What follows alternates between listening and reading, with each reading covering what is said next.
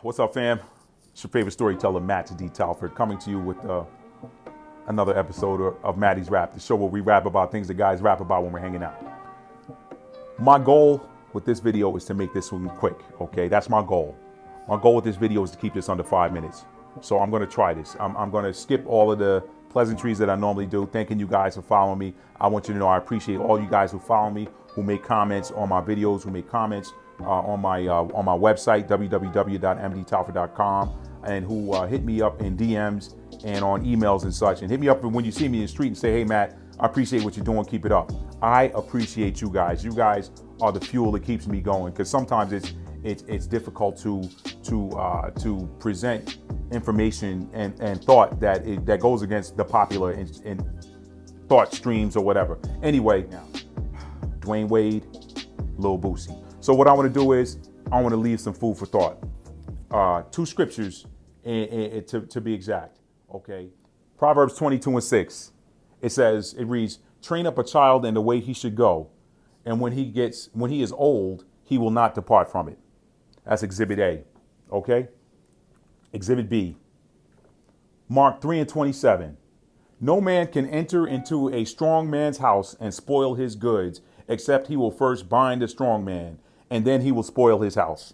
Okay, why did I do those two passages of scripture? Train up a child in the way he should go. When he's old, he will not depart from it. Train up a child in the way he should go. He should go, not wants to. He should go. If you live in the United States of America, you got up to about 18 years to train your child. Okay, if you do what you're supposed to do, if you train that child in the way he should go, when he gets older, he won't depart from it. He might go off, do some other stuff, but eventually he's going to come back to that training. He or she is going to come back to that training, how you train them. So, and listen, I'm talking to the tribe right now.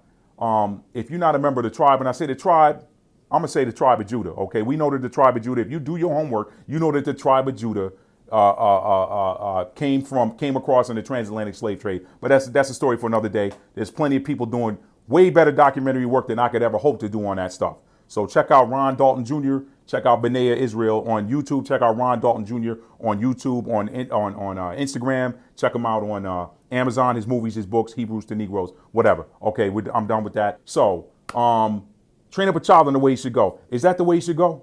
Okay, you have to, as I learned when I was a child, you have to give an account for everything you do in this body when you check out of it. Okay, you have to give an account. You got to stand before the Most High, who breathed life into your body, and give an account for it. So if that's the way he should go, then do your thing. But if that's not the way he should go, and you're going with popular culture because you're afraid to stand up, to stand fast, therefore in the liberty wherewith the Messiah has set you free, and be not entangled again in the yoke of bondage, if you're afraid to stand up in the liberty with which he set you free, then do your thing. But understand, train up a child in the way he should go. When he is old, he will not depart from it. That's train up a child. That's Proverbs 22:6. The other one, "No man can enter to a strong man's house and spoil his goods, except he will first bind the strong man, and then he will spoil his house." It's a bunch of strong men bound right now. And I think that's part of the problem in the tribe right now. The strong men are either locked up physically on something that had to do with a compromise known as the 13th Amendment, a compromise which allows slavery to continue. But that's another video for another day. Check out the documentary called 13th or 13 or whatever it's called, the 13th or whatever. Check that out. You get more information on that. Listen, I'm just giving you the information. I'm a concierge right now. Go check that stuff out. I didn't write it. I didn't do that documentary film. Go check it out. We know that was a compromise. That was a compromise that helped end the war. Hey, look, we ain't really taking away your slaves if you can pin something on them.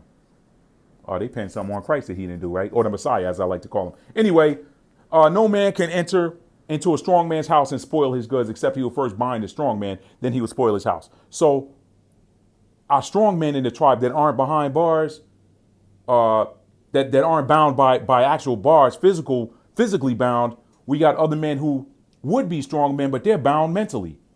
They're bound mentally. And guess what happens when you're a strong man and you're bound? Your house gets spoiled. You tell me if the house of Israel is functional right now, or if it's spoiled. Now, if you go with the latter and say it's spoiled, then how did that happen? How did that happen? It's telling you right here. No man can enter into a strong man's house and spoil his goods, except he will first bind the strong man, and then he will spoil his house. The house is spoiled. But we got some strong men out there that's trying to recover it. Listen, that was a courageous statement he made. And I believe he spoke for a lot of brothers who are afraid to speak up because they don't want to lose their job. They don't want to lose friends or whatever.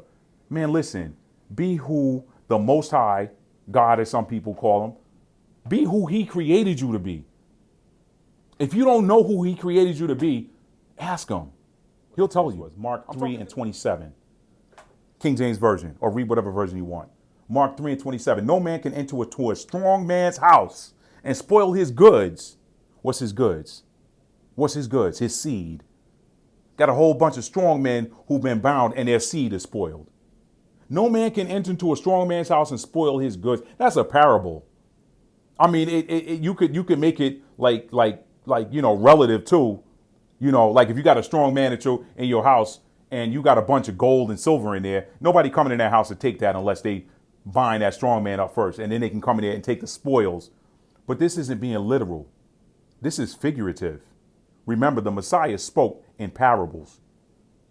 He was trying to paint the picture without talking directly about the Romans. The Romans were the ones that came in and bound the strong men and spoiled the goods. What happened to Jerusalem after that? What happened to the land of Judah after that? What happened to the inhabitants after that? They got spoiled. They were either killed or exiled and ended up in slavery.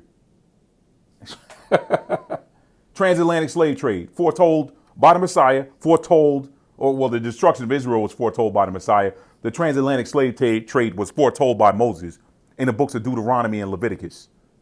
Deuteronomy 28, Leviticus 26. Well, Leviticus 26 doesn't exactly tell you it's not definitive with the transatlantic slave trade, but all of that stuff is prophecy turned history. Deuteronomy 28, Leviticus 26, prophecy turned history. Conditional prophecy statement. That was a conditional one. There's some absolute prophecies in the Bible. There's some conditional ones. Deuteronomy 28, Leviticus 26 were conditional prophecies. One set of conditions are met, here's what's going to happen. Another set of conditions are met. Or if that set of conditions are not met, here's what's going to happen. That was a conditional prophecy. Man, listen, Lil Boosie, I appreciate what you did, bro. There are too many people who are bound. There are too many strong men who are bound, but the chains are on their mind.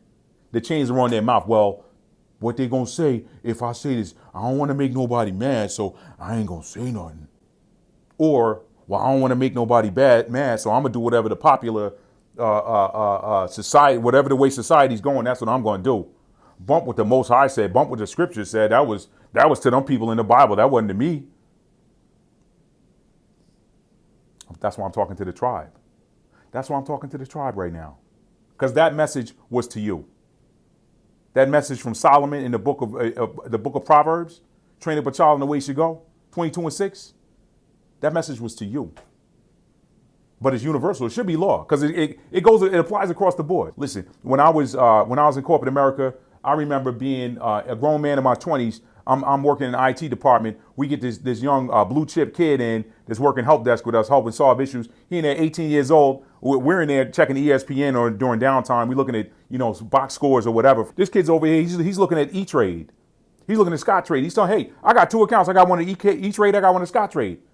Scott 18. This kid trading stocks. He's showing us how his money's doing. I'm like, and he had no responsibilities. He's lived at home with his parents still. He no wife, no kids, no car payment. I'm like, that child, he was trained up in the way he should go.